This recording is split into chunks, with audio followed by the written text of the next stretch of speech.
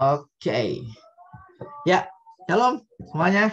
Nah, ini kita bukan lagi ini, jadi jangan jangan kaku-kaku. Dan ini teman-teman kalau dalam dalam pembicaraan ada yang mau ditanyain juga silakan tanyain ya biar biar kita ngobrolnya lebih lebih enak, lebih menarik gitu. Nah, karena saya rasa sih yang kita mau obrolin adalah sebuah hal yang memang terjadi gitu, memang terjadi.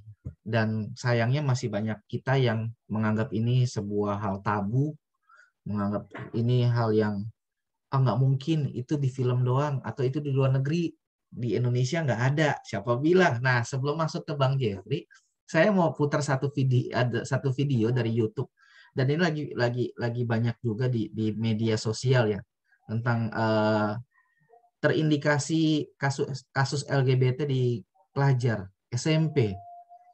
Nah, sebentar saya share dulu ya.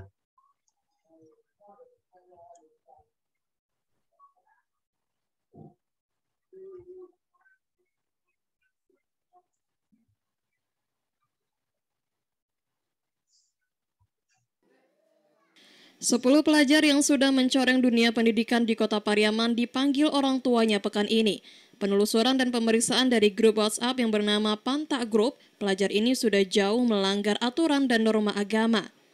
Di antara mereka yang ada diduga terlibat dalam permainan seks bebas seperti pasangan suami istri. Lebih miris lagi, ada yang terlibat dalam seks sejenis, baik itu lesbian maupun homoseksual, hingga biang tawuran antar pelajar.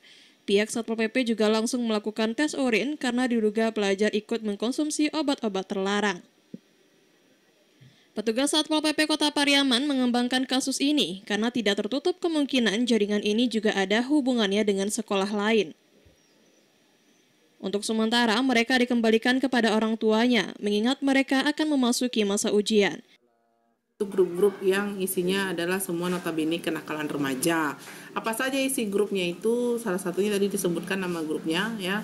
Itu semua adalah grup yang kontennya isinya adalah pornografi, di mana setiap anggota grup harus men-share atau membagikan konten-konten pornografi, apakah dalam bentuk video, foto dan segala macamnya. Ya. Kemudian ada lagi satu grup itu isinya adalah grup anak-anak pelajar, gabungan anak-anak pelajar dari grup motor, grup hobi-hobi tertentu sampai grup tawuran yang hobinya memang tawuran setiap hari, setiap malamnya di Kota Pariaman. Ya, kalau kami dari tim P2 TP2 itu hanya penanganan dan pendampingan. Karena kalau untuk kelanjutan untuk pembinaan kan ada sekolah. Nah, dari sekolah itu kita menanggapi dari pihak sekolah bagaimana betul sifat anak-anak ini, nanti kita akan dampingi, kita akan bawa psikolog dan bekerjasama dengan Dinas Kesehatan. Seberapa banyak Bu yang terlibat dalam jaringan ini Bu? Kalau untuk saat ini 10 ya BP, 10 orang tadi ya? Ya 10 orang. Dari Kota Pariaman, Alno Ferry, Padang TV.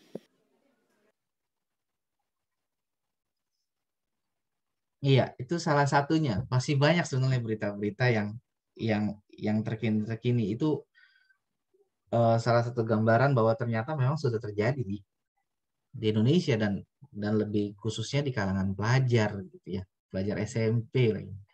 Nah, kita akan bahas seputar itu. Namun sebelumnya biar lebih enak Bang Jeffrey mungkin memperkenalkan diri dan biar kita semakin sayang sama Bang Jeff. Nah, Bang Jeff. Oke, terima kasih Bang Rulan. Wah, saya udah lama nih kenal sama Bang Rulan. Luar biasa, masih konsisten ya dengan apa yang dikerjakan gitu kan. Ya. Salam kenal semua buat saya manggil teman-teman apa adik-adik ya. Enaknya ya Bang. Oke. Ya, nama saya Jeffrey.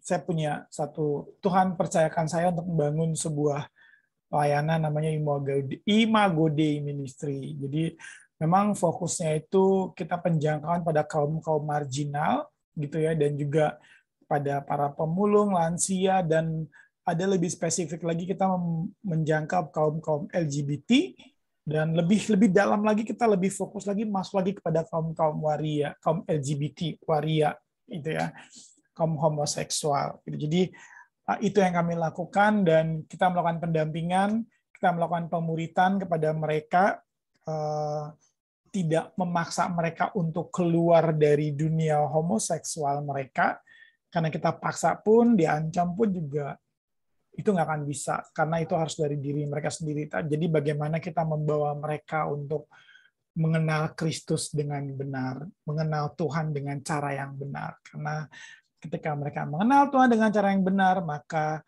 Tuhan sendiri yang akan mengubahkan mereka. Jadi kurang lebih begitu. Imago Dei itu dari bahasa Latin, artinya image of God. Manusia diciptakan serupa dengan gambar Allah, gambar Bapa. Kejadian 1 ayat 26-27.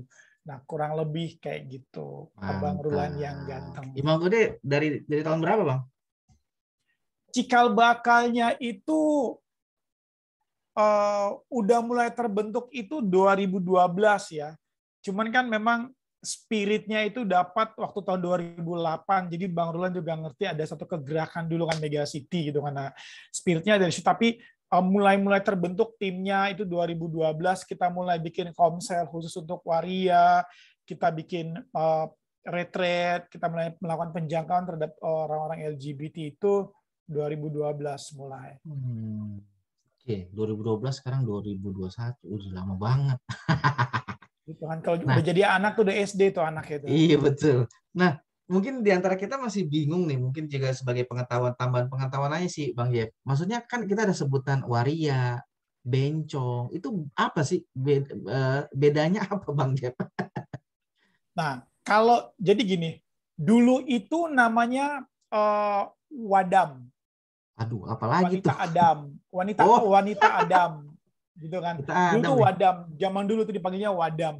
Namun beberapa tokoh agama mereka protes karena bawa nama Nabi Adam gitu kan. Sementara gue rasa Nabi Adam juga nggak protes amat, juga cuek gitu kan. Jadi akhirnya kemudian diganti jadi bencong. Bencong tuh bebek congok gitu. Cuman akhirnya karena terlalu kasar, jadi diganti sekarang lebih lembut lagi namanya waria. Wanita pria. Jadi sebenarnya dia juga satu nenek moyang juga, satu bencong sama waria tuh satu nenek moyang. Satu peranakan ya. Satu spesies.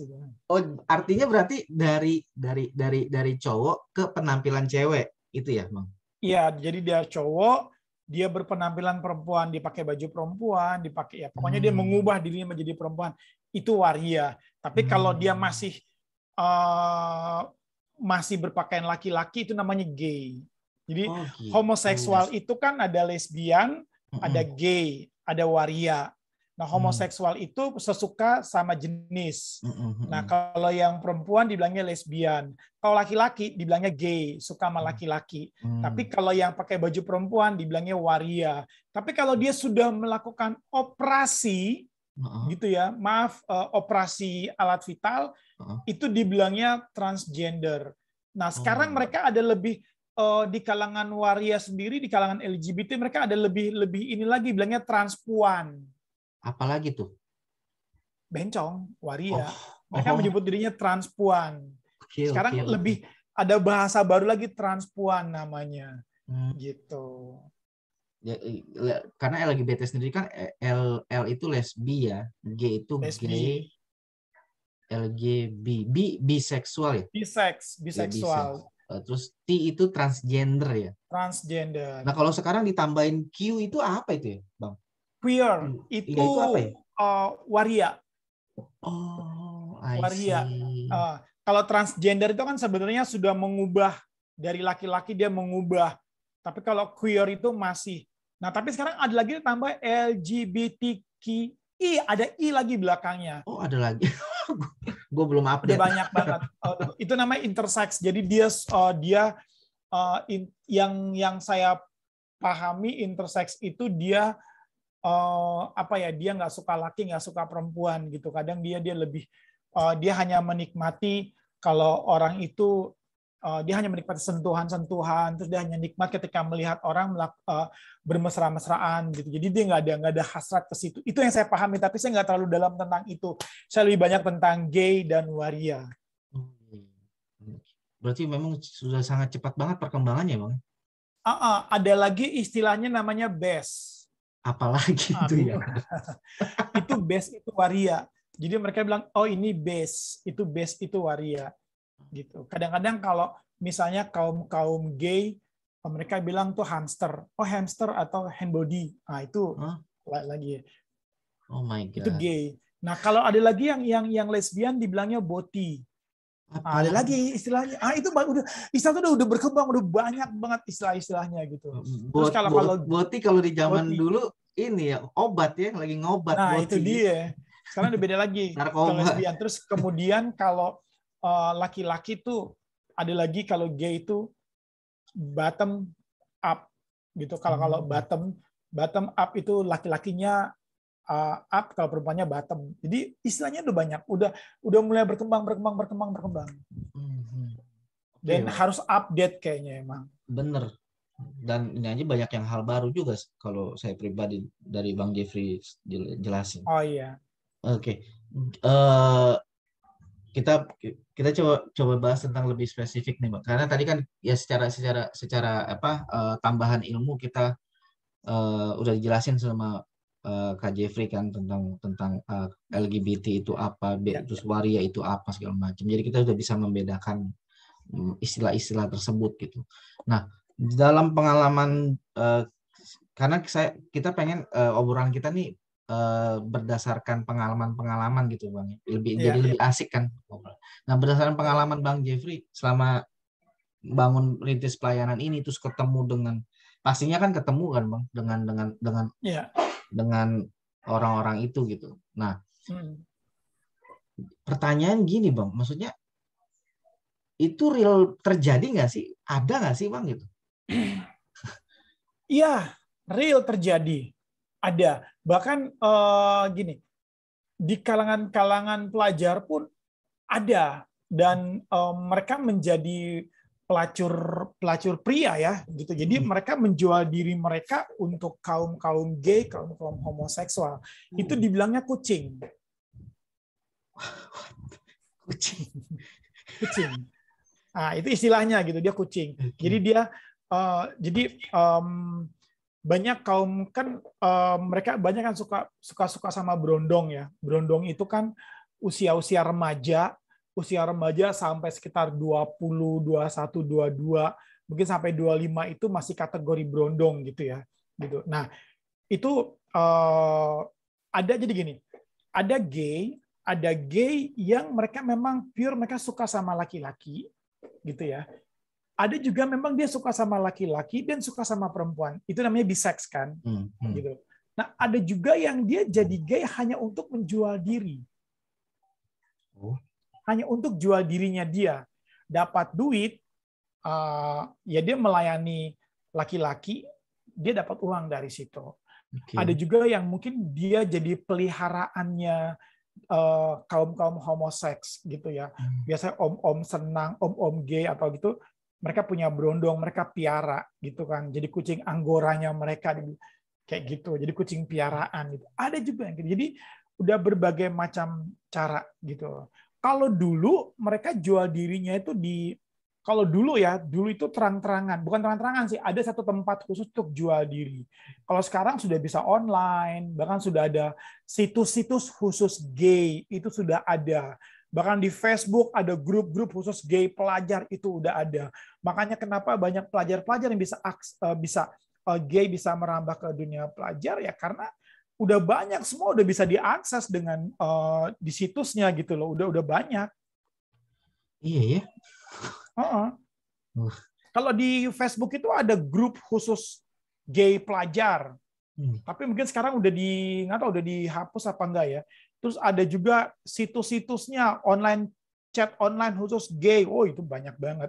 Aplikasi juga ada katanya Bang. Aplikasi. Aplikasi yang beberapa aplikasi katanya tuh menyediakan kayak gitu-gitu. Dengar-dengarnya begitu.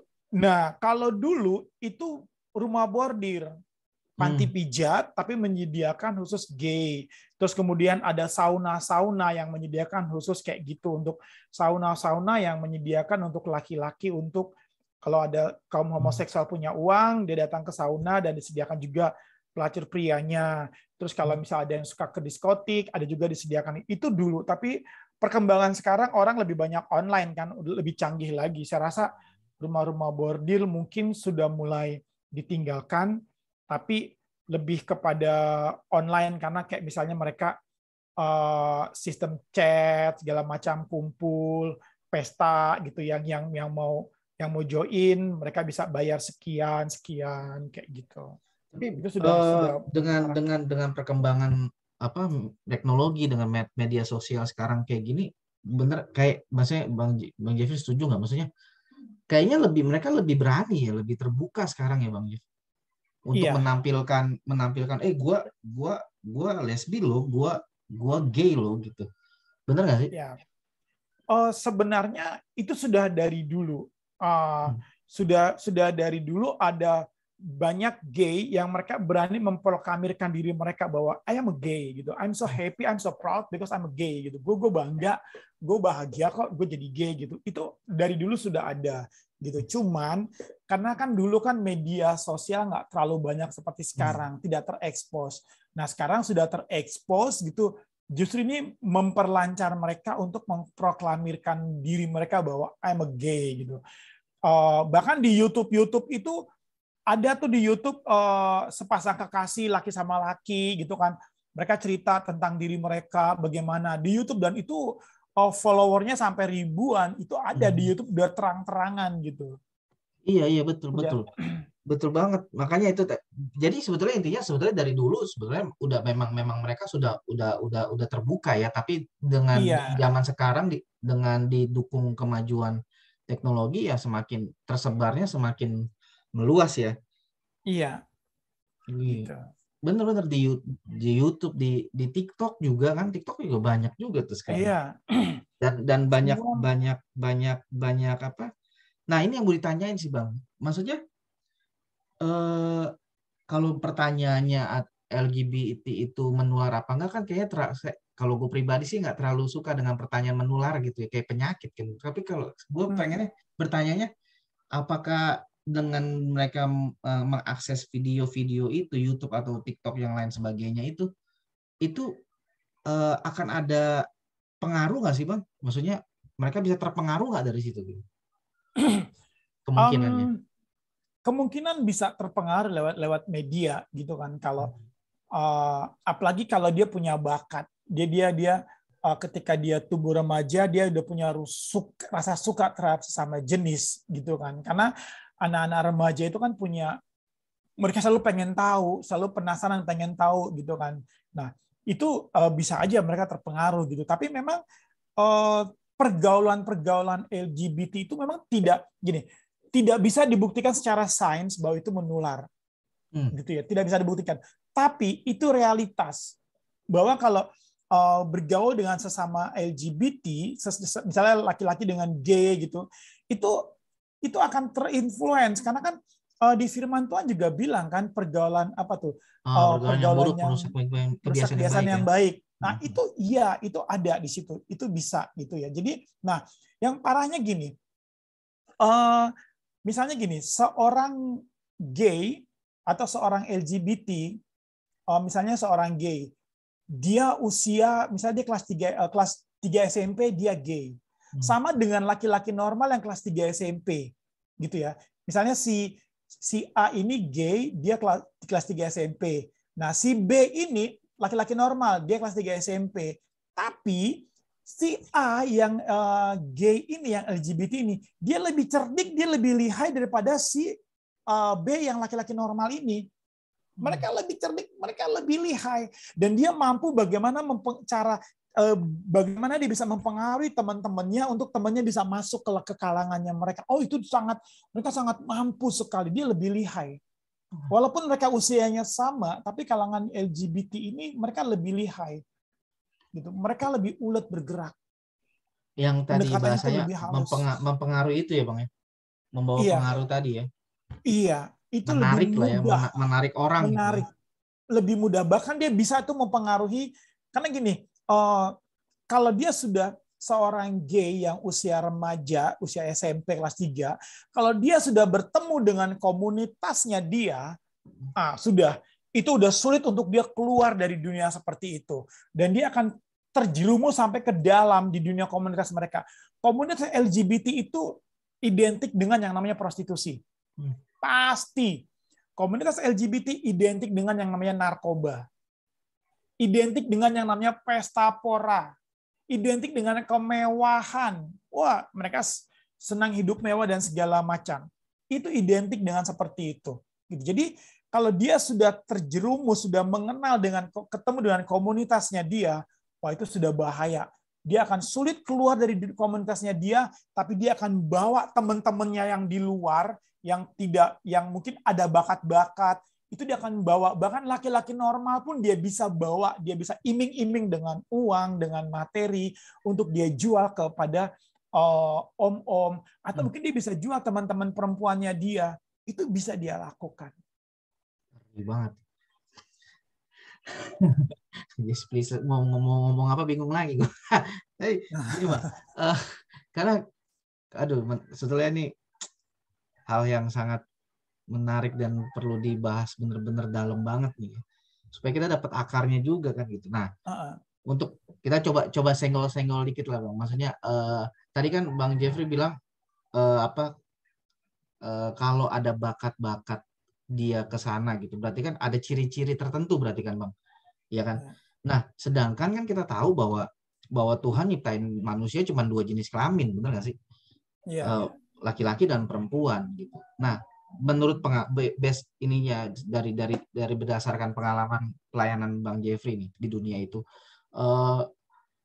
kira-kira kenapa sih? Maksudnya kenapa sih sampai mereka bisa beralih ke arah situ gitu. Sedangkan ketika mereka dilahirkan kan mereka sudah dengan jenis kelaminnya masing-masing gitu loh. Dan pasti orientasi seksnya ketika mereka bertumbuh dewasa pun mereka sudah tahu, kalau saya laki-laki berarti saya ke perempuan, kalau saya perempuan berarti saya ke laki-laki, kan itu udah jelas seharusnya ya. Tapi kok bisa terdistract ke arah ke situ gitu Bang? Nah, menurut Bang Jeffrey, kenapa faktornya? Ada 2 cara menjawabnya. Cara pertama lewat sains ilmu pengetahuan gitu ya. Kedua kita bicara dalam iman Kristen. Tapi coba kita mengkupas dari ilmu pengetahuan dulu. Tapi memang akhirnya itu connect dengan keimanan Kristen kita. Para ahli, dan saya juga setuju dengan itu, bahwa yang mempengaruhi orang bisa seperti itu karena lingkungan. Itu satu. Kedua, kondisi bayi dalam janin ibu itu sangat mempengaruhi bayi ketika dia besar, gitu. Jadi kondisi spiritual, kondisi rohani, kondisi psikisnya seorang ibu itu sangat berpengaruh ketika bayi itu dalam kandungan, gitu. Nah, anak itu kan seorang perekam yang baik, anak itu seorang perekam yang baik, tapi dia penerjemah yang buruk, gitu loh. Itu anak. Jadi kalau misalnya seorang anak itu dari kecil ini bego nih anaknya, dongo, dia kan pikir oh ya gue bego, gue dongo, gue bego, gue dongo. Nah itu kan terbawa sampai dia besar gitu loh. Nah ketika arahan orang tua kepada anak ketika masa identifikasi, ketika dia usia 3 tahun sampai 5 tahun kalau nggak salah ya, mungkin ada yang lebih paham mengenai itu. Nah, kalau orang tuanya ngarahin gitu loh, ini boneka khususnya mainnya anak perempuan ya, anak laki-laki jangan main boneka dulu gitu, nggak cocok anak laki main boneka, ini anak laki bola aja dulu atau main orang-orangan, tentara-tentaraan dan mobilan. Nah, itu kan bisa secara itu tidak sadar bahwa mempengaruhi mereka, oh ya benar-benar gue laki-laki harus seperti ini. Nah itu sangat berpengaruh sekali di situ ya. Tapi memang saya tidak terlalu menguasai dalam bidang itu. Mungkin ada teman-teman yang lebih paham gitu. Tapi yang jelas masa kanak-kanak itu menentukan ketika mereka ke depan. Ketika orang tua bisa mendeteksi bahwa oh nih anak gue ada gelagat, ada gejala kayak begini, itu bisa diarahkan, bisa diluruskan. Saya yakin itu. Nah dalam konteks iman Kristen, jadi gini. Dan saya jadi gini, saya belum pernah menemukan teori ini, ataupun seorang ahli atau hamba Tuhan yang mengemukakan teori ini. Tapi Saya mendapatkan ini ketika lewat perenungan saya dan pengalaman saya melayani kaum LGBT gitu ya. Jadi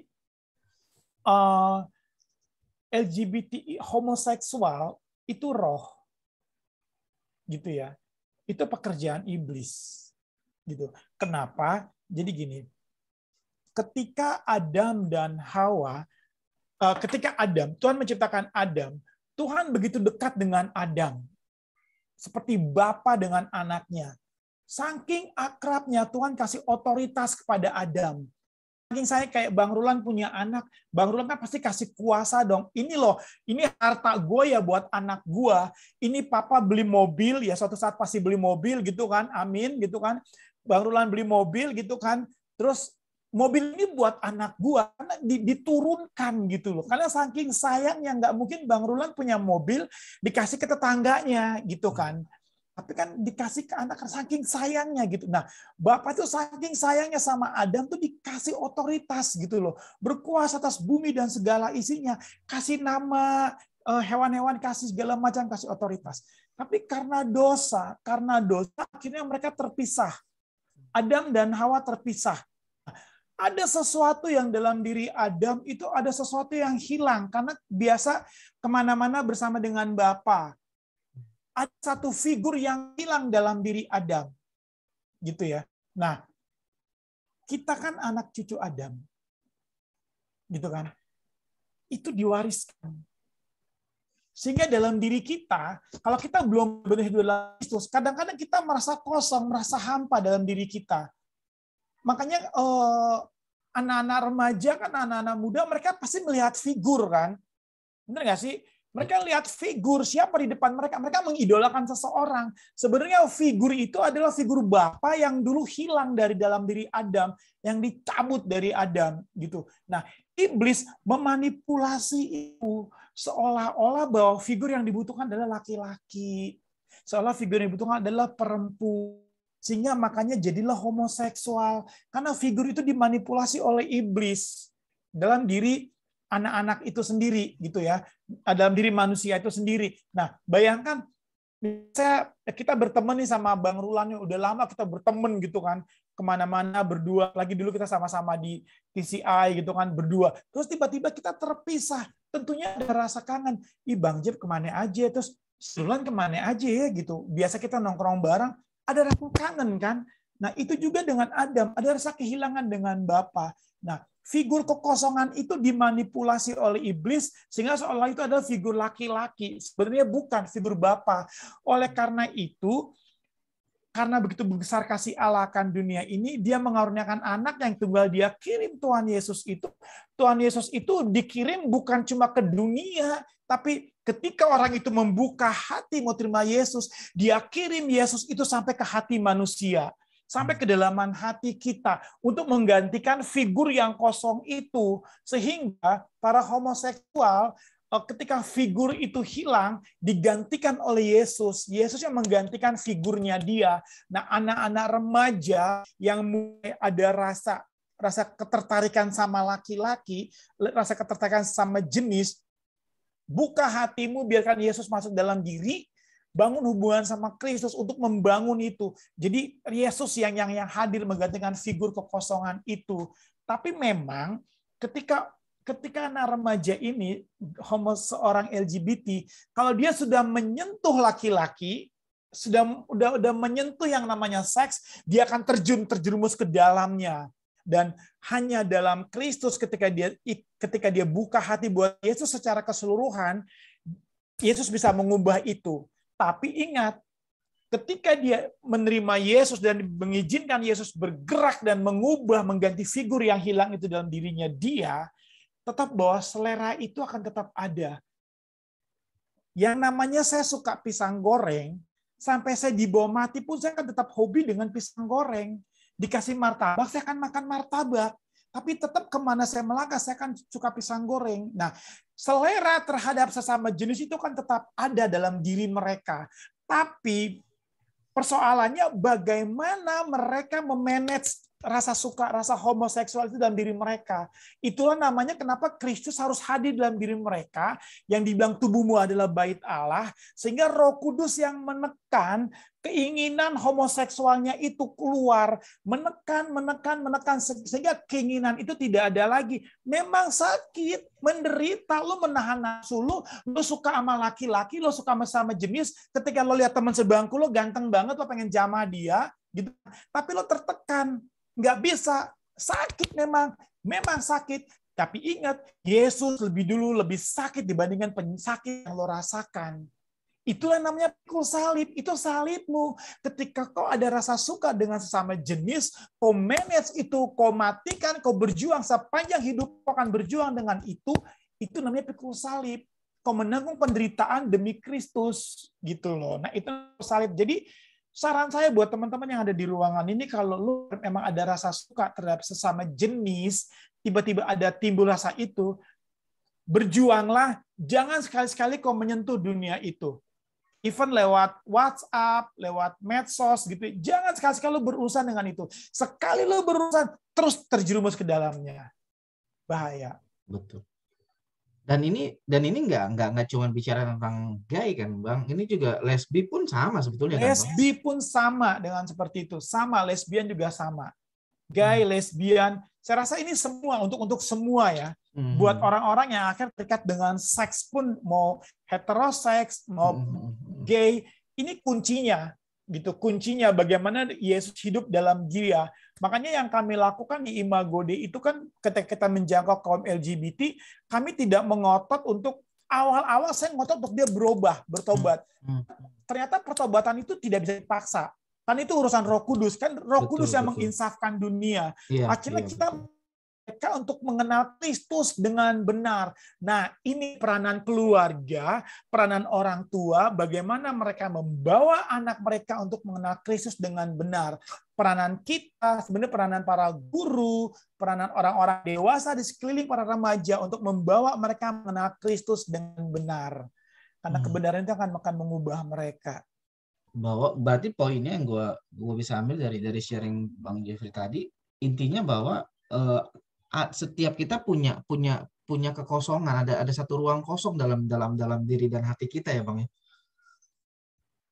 Ya, ada kekosongan dalam ada kekosongan dan yang tadi Bang Jeffrey bilang, dan kekosongan, ruang kosong itu nggak bisa sebetulnya nggak bisa diisi dengan apapun selain Tuhan. Iya.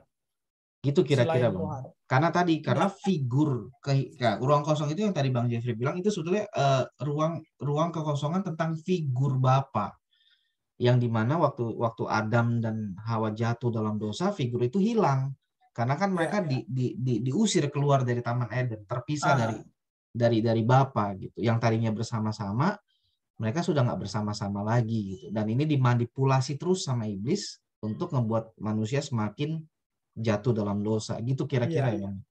Iya, betul banget.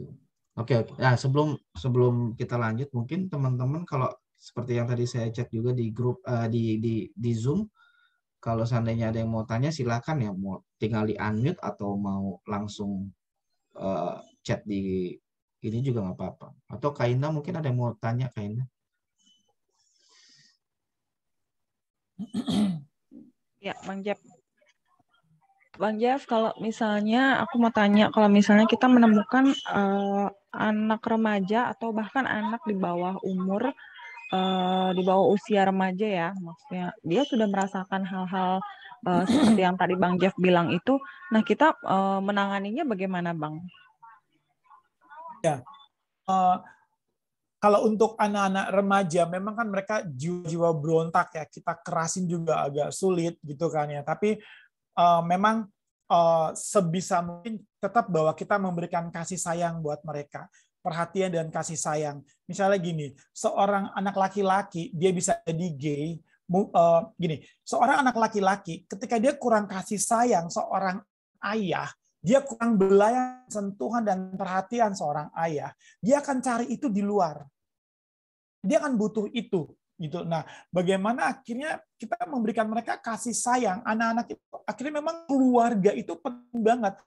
Bagaimana hubungan harmonisnya orang tua, bagaimana ibu dan bapak yang balance ya. Kadang-kadang kan ibu lebih dominan daripada bapak. Akhirnya melihat, aduh kok figur bapak gue nggak ada banget gitu loh. Atau mungkin bapak yang otoriter gitu kan, sehingga dia melihat, aduh bapak gue kayak begini banget gitu. Tapi orang tua yang harmonis gitu kan, sehingga ya bisa diarahkan, kita bisa menjaga, membawa mereka untuk benar-benar merasa nyaman di tengah-tengah keluarga ini, dan dia nggak akan mencari cinta di luar, dia nggak akan mencari itu di luar gitu loh. Ini menurut saya gitu, menurut pengalaman yang saya temui di lapangan. Walaupun memang akhirnya kita berjuang dengan tadi yang saya bilang tadi, roh. Kita berjuang dengan roh gitu loh. Karena kan itu dibawa oleh iblis, dimanipulasi oleh iblis gitu kan. Kita berjuang melawan itu. Kita menciptakan suasana dan lingkungan yang nyaman buat si anak yang penuh dengan kasih Kristus, membawa kepada Tuhan. Tapi di satu sisi kita juga berjuang dengan sisi yang lain, ini roh. Kita berdoa dengan sisi seperti ini. Contoh gini, mungkin Bang Rulan kenal Lucky yang waria gitu kan, yang udah bertobat gitu. Dia bertobat setelah dia dewasa. Tapi kenapa? Orang tuanya, mamanya dia tuh ngedoain dia tiap malam. Emaknya dia tuh bawa dia dalam doa terus. Yang akhirnya banyak orang-orang yang di sekeliling dia berdoa buat dia.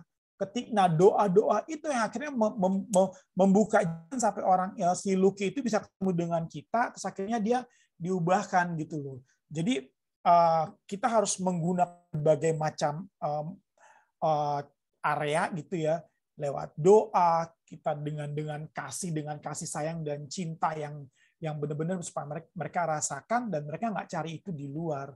Itu indah menurut saya gitu. Tetap berdoa dan doakan ya, mungkin juga jadi sahabat buat mereka juga ya Kak Jeff ya. Iya benar. Jadi bicaranya ini ya Kak Jeff, maksudnya cinta tadi ya, cinta kasih tadi ya Kak Jeff. Iya. Bagaimana mereka penuh di keluarga gitu ya. Iya. Sehingga mereka nggak cari itu di luar. Iya. Memang berat banget sih ya. Beratnya gini. Berat. Iya, beratnya gini. Karena banyak pasangan yang menikah sebenarnya pun belum siap, ngerti nggak sih Bang Jeb? Iya. Atau belum, mereka menikah dalam keadaan mereka belum pulih secara pribadi gitu, pulih benar secara pribadi gitu, atau berdamai dengan dirinya masing-masing.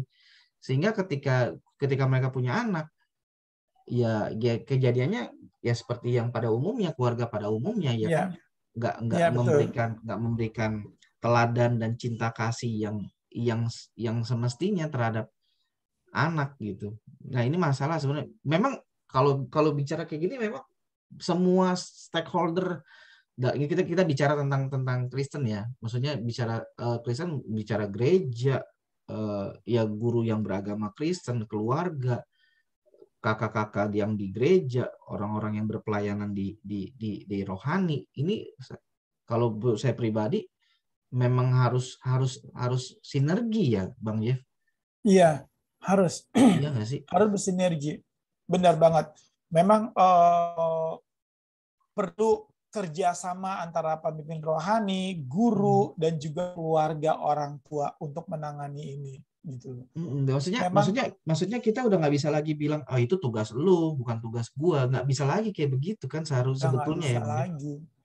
Ya, tugas bersama ini harus digodok bareng-bareng. Karena gini, saya melakukan survei ya, bahkan terhadap laki-laki normal sekalipun gitu ya.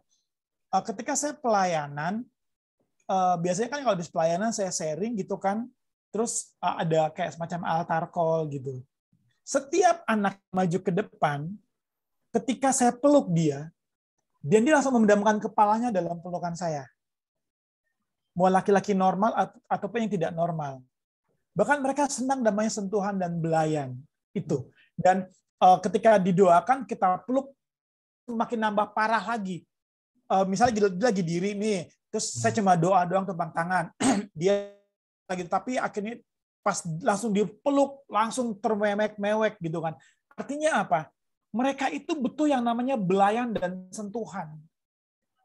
Setiap orang, anak remaja, anak muda, ini saya perhatikan ya, mereka butuh yang namanya belayan dan kasih sayang. Apalagi orang LGBT itu, kalau kita peluk, rangkul, pasti dia suka, karena dia butuh akan itu. Belayan dan kasih sayang. Berarti apa? Dia nggak dapat di keluarga, di orang tuanya dia nggak dapat. Gitu. Nah, tapi ada pagar-pagar yang gini. Ini buat teman-teman yang memang punya gelagat atau gejala dia merasa bahwa dia punya rasa suka sama sesama jenis gitu ya. Ada rem-rem yang harus dia, ada rambu-rambu yang harus dia perhatikan. Pertama, kadang-kadang gini, kayak misalnya kita kan kalau ngeliat zaman-zaman dulu lah gitu kan, misalnya Bang Rulan atau saya gitu kan, sebelum ketemu sama Kak Indah misalnya gitu kan, terus lagi jatuh cintanya sama Kak Indah lah gitu kan, ketemu Kak Indah lagi jatuh cintanya sama Kak Indah nih kan, pasti deketin dong, bener nggak sih? Apa kan, kasih perhatian gitu kan, kasih ini walaupun belum tahu nih dia suka enggak, tapi kan akhirnya apa? Bang Rulan melakukan sesuatu supaya mendapatkan perhatian dia, dan Bang Rulan memanjakan diri Bang Rulan kan sebenarnya, bener nggak sih? Membuat hatimu nyaman supaya cewek ini tertarik gitu kan. Nah, dengan LGBT kan kayak gitu. Ketika ini gay, lesbian lah, lesbian ini ketika dia suka sama cewek, otomatis dia akan lakukan sesuatu. Iya kan? Nah, dia akan bertindak bagaimana kayak cowok ngedeketin cewek, dia akan bertindak gitu loh. Nah, oleh karena itu supaya dia selamat gitu ya, jangan PHP-in hatinya sendiri. Kadang-kadang seringkali para gay dan lesbian dia mem-PHP-kan hatinya sendiri. Dia suka sama cowok ini, dia berusaha dekat sama cowok itu, entah dia cari searching di internet, Facebook-nya, fotonya apa. Akhirnya apa? Belum tentu kan cowok itu suka sama dia. Nah, dia kan memberikan pengharapan palsu buat hatinya sendiri. Benar nggak sih? Ya kan, dia melakukan. Nah, jangan lakukan itu gitu loh. Ketika ada orang sesama, ketika seorang gay dia suka sama cowok, tiba-tiba ada cowok ganteng terus dia suka, atau seorang lesbian ketika ada cewek cantik atau cewek cakep dia suka, nah itu harus dipatahkan. Jadi berusaha untuk alihkan pikiran itu ke tempat lain, atau jangan lagi berurusan sama cowok itu gitu loh. Bangun, buat jarak, jangan lo deketin, buat jarak. Nah itu ada rule, ada tembok-temboknya gitu loh. Ada tembok-tembok, dia harus buat jarak dengan orang-orang yang sekiranya dia satu seleranya dia. Itu satu. Kedua, jangan lagi dengan menggunakan sentuhan-sentuhan fisik. Kita munafik deh Bang Rulan. Ketika kita suka sama cewek, kita ketemu dia, kita salamannya kita udah demen banget, udah keringet dingin ya nggak? Udah keringet dingin, apalagi Bang Rulan begitu pertama ketemu sama Kak Indah kan, begitu salaman udah keringet dingin, udah gemeter gitu kan, udah basah kuyup badannya. Gitu. Kenapa? Ada satu hasrat kan yang menggerakkan gitu kan. Ada satu hasrat yang bermain gitu kan di situ kan, adrenalinnya bermain. Nah, sama dengan para gay atau lesbian ini, ya lo hindari sentuhan fisik, even bergandengan tangan gitu loh. Kalau bisa jangan duduk sebangku lo deg-degan. Jadi lo harus jaga hati lo harus jaga perasaan lo harus jaga pikiran lo supaya jangan bersentuhan. Nah, itu yang teman-teman yang memang dia mau keluar dari dunia LGBT-nya, atau dia punya bakat tapi dia dia pengen keluar, ya itulah yang dilakukan itu. Jadi ada rambu-rambu yang harus dia perbuat. Kalau kita sama cowok-cowok normal, cuek aja dong. Ketemu, bro, duduk gandengan tangan, kita apalah gitu kan, itu cuek. Apalagi cewek sama cewek. Ketemu cupiki-cupikan, cewek sama cewek jangan dengan tangan, perempuan nature-nya mah seperti itu kan gitu.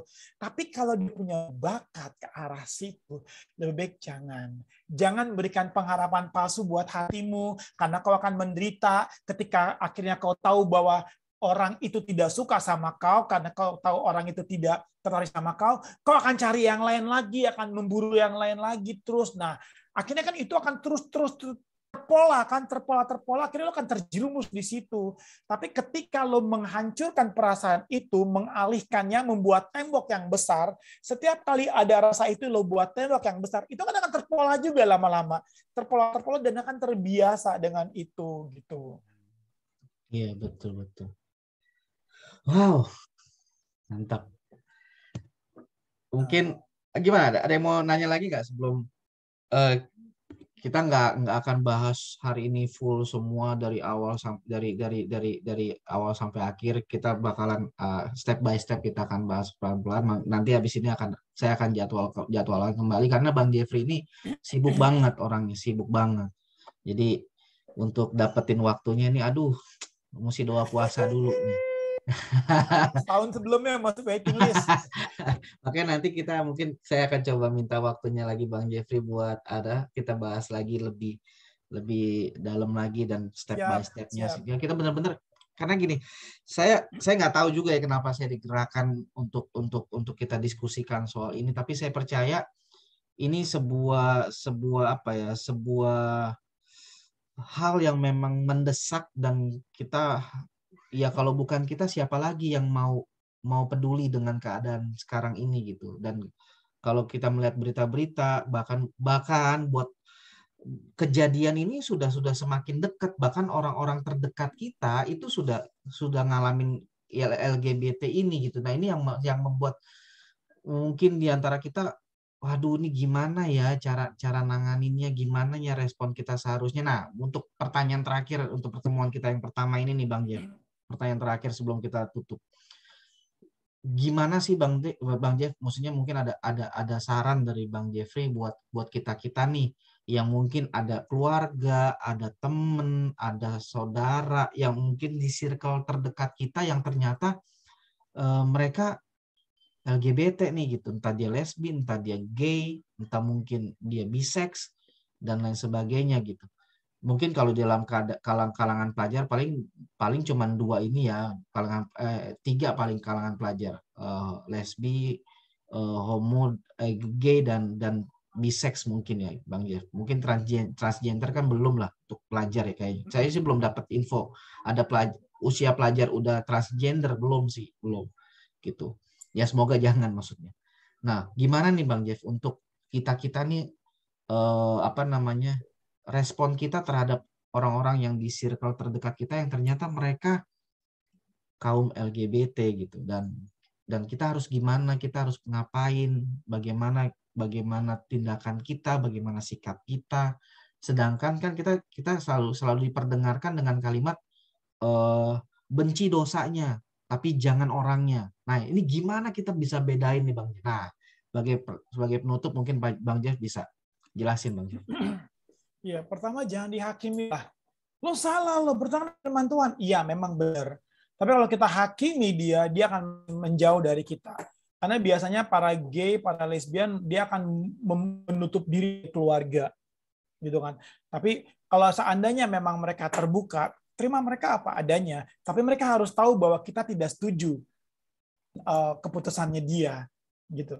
Kita tidak setuju dengan keputusannya dia, dan rangkul aja, berikan mereka kasih, berikan apa yang mereka dapat di luar, kita kasih itu, karena kita berlomba dengan dunia gitu. Apa yang mereka nggak dapat itu, apa yang mereka dapat dari luar, kita kasih lebih lagi dari itu gitu. Jadi rangkul dan jangan dihakimi, dan yang paling penting itu dibawa dalam doa, karena kita berperang melawan roh, bukan lagi melawan manusia-manusia. Bukan yang kita lawan tuh bukan si oknum, bukan si LGBT-nya, bukan si gay-nya ini, tapi roh yang menguasai dia. Jadi kita bawa dalam doa, kita rangkul mereka, kita kasih mereka cinta yang tidak akan pernah mereka rasakan di luar. Mereka butuh sentuhan. Sentuhan Bapa, sentuhan Mama, mereka butuh sentuhan keluarga. Buat mereka nyaman. Karena akhirnya mereka merasa bahwa komunitas LGBT itu ada keluarganya mereka. Menerima mereka apa adanya. Nah, kita menerima mereka apa adanya. Gitu. Jadi yang pertama dan utamanya adalah kita harus menerima, jangan menghakimi ya Bang Jeff. Iya. Rangkul mereka, terima mereka apa adanya, dan berikan cinta kasih yang mereka selama ini mereka nggak ngerasain gitu ya. Iya. Nah, satu lagi Bang Roland, memang perlu proses yang lama untuk mereka berubah gitu ya. Nah, kalau seandainya dalam diri mereka, ini gini, kalau dalam diri mereka ada keinginan untuk meninggalkan dunia LGBT-nya, kalau mereka merasa bahwa ini mereka salah, itu ada peluang buat kita. Even even cuma 10% misalnya atau 5%, paling tidak itu ada sebuah peluang bagi kita untuk membawa mereka mendirect paradigmanya mereka, pemikirannya mereka gitu ya, pada hal yang benar. Tapi kalau mereka sudah merasa bahwa gue baik-baik aja dan I'm fine kok gitu loh, ya good, ya memang gue seperti ini, terlahir seperti ini, dan dia sudah menerima dan dia tidak ada keinginan untuk berubah, itu repot buat kita untuk merangkul mereka, untuk mengubah, untuk mereka itu repot. Nah, kita mesti lihat ada keinginan nggak dia untuk berubah. Kalau ada, kita tarik, kita rangkul dengan kasih. Dan yang paling penting adalah yang tidak boleh lupa terus didoakan ya Bang Jeff. Ya, didoakan. Jadi antara berdoa dan bertindak itu memang benar-benar tak terpisahkan ya. Iya. Betul. Oke. Gila, keren banget. Saya pribadi ngerasain banyak hal lah dari perbincangan kita dan berharap nanti kan ini kita akan coba posting juga kan, semoga menjadi berkat buat yang mendengarkan. Dan jika teman-teman memang ada hal-hal, mungkin teman-teman ngerasain kayaknya nih gue banget nih, gue lagi ngalamin ini nih misalnya. Mungkin teman-teman bukan lesbinya, bukan gaynya, bukan biseksnya, atau ya mungkin teman-teman punya ya kayak tadi ya circle pertemanan, keluarga, saudara yang mungkin teman-teman kalian ada yang di dalam terjebak di dalam LGBT ini gitu. Ya mohon maaf saya bilang dengan kata terjebak ya, karena menurut saya itu memang lagi terjebak gitu dan perlu diselamatkan mereka gitu. Yang penting yang tadi berarti Bang Jeffrey juga sudah jelasin penjelasan tentang benci dosanya tapi jangan orangnya gitu. Karena orangnya tetap berharga di mata Tuhan gitu ya.